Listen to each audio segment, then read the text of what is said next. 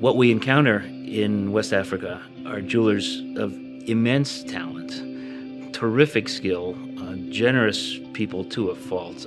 And when we say we're jewelers, they literally embrace us like brothers.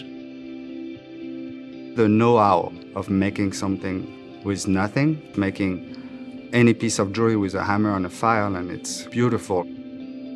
The concept of jewelry in the West, we tend to think of it as rather solitary.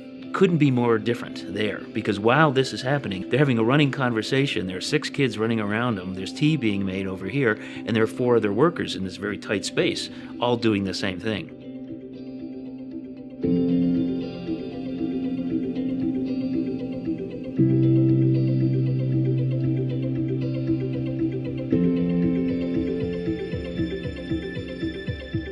So I'm Mathieu Cheminet. I'm a jeweler, a teacher, and author.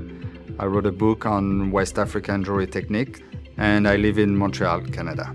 My name is Tim McCreight. I'm a jeweler, teacher, author. Starting as an author, I actually became a publisher, somewhat to my surprise. But in that context, I've had occasion to work with a number of authors, including Mathieu.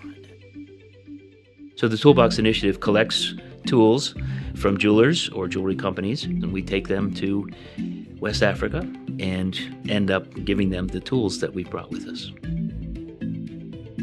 Each time you walk into a workshop, every apprentice or every jeweler, they have a little metal toolbox, and often really rusted, and inside they have all their little treasure. They could have like 2 pliers and 1 file and a couple beads or a couple stones, and always locked with a lock, so it's their toolbox.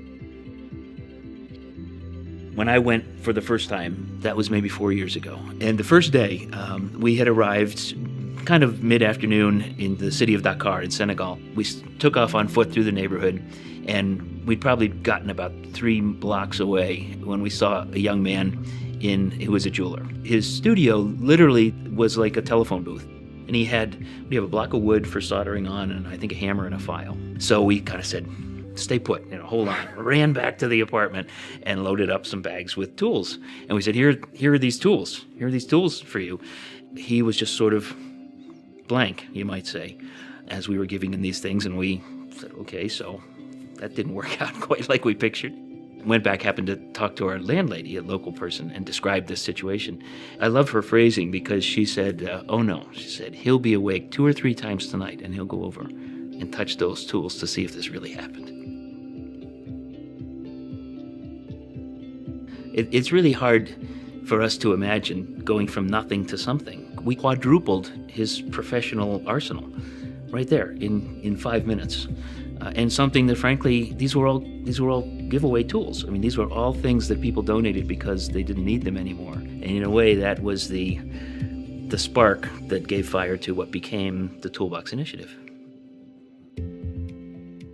When we went to a town a little bit away from Dakar, it's called Thiès. And we had those little ingot of silver, like 30, 40 grams piece. And we gave one with tools to one young guy. And the next year we came, we went to visit him, and his display case was full of jewelry. And we were like, wow, what happened?